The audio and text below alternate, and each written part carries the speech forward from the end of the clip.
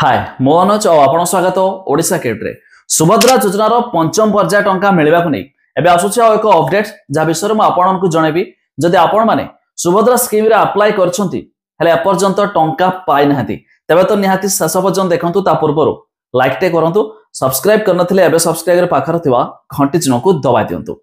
जेमिति कि आपण माने जानि सारथिबे एबे रिसेंटली गला हमर राज्य बजेट एथिरे मध्ये सरकार घोषणा करछंती सुभद्रा रे आसीबाक जाउछि सुभद्रा प्लस तेबे सुभद्रा प्लस रे आहुरी 9 कैटेगरी जोड़ी हबो जोंथरे सुभद्रा रे एबे गरीब हिताधिकारी झियो बाहर भी सरकार कराइबे तेबे ये तरह सुभद्रा रे सुभद्रा प्लस खूब शीघ्र आसीबो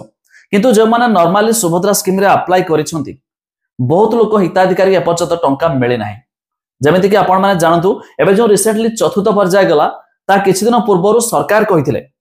कि चतुर्थ पर्याय पाइबा भाई हेले आपण मानकु एनपीसीआई क्लियर करंतु बैंक को जाई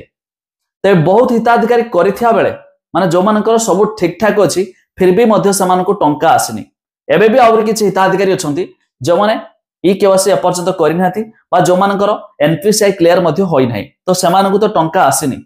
हेले जो माने कराई दिछंती समानकु काहे कि आसिलानी बा कोन रहिछि जानि रखंतु सरकार घोषणा मुताबिक एथरो प्राय 1 कोटी पाखापाखि लोक टंका मिल सारा माने जो रिसेंटली चतुर्थ पर्याय गला तो से 18 लाख हिताधिकारी को टंका मिली तेज जो मैंने बाकी रही जाती तो सेमानकु आगामी मार्च 8 तारिख में मिलवा जाऊँगी आ 5000 टंका जो मैंने 5000 पाई पूर्व फास्ट इनस्टॉलमेंट रे तो सेमानकु सेकेंड इनस्टॉलमेंट रे आ 5000 मिलिबो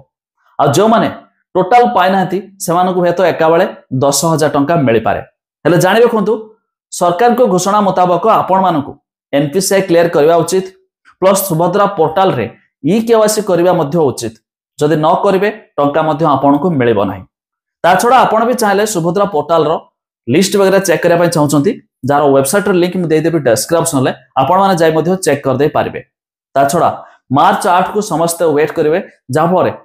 पुणी के मानक मध्य टंका आउछि खाली सेते कि नुए जदि आपण माने भी एपर्यंत सुभद्रा स्कीम रे अप्लाई करि नाहंती तबे आपण चाहले एबे भी अप्लाई कर दियंतु मार्च मास पर्यंत समय रही मार्च 7 पर्यंत भी जो मैंने अप्लाई करेंगे मार्च 8 रे सेमानकु टंका आसियो बोली पूर्व घोषणा भी होइथला।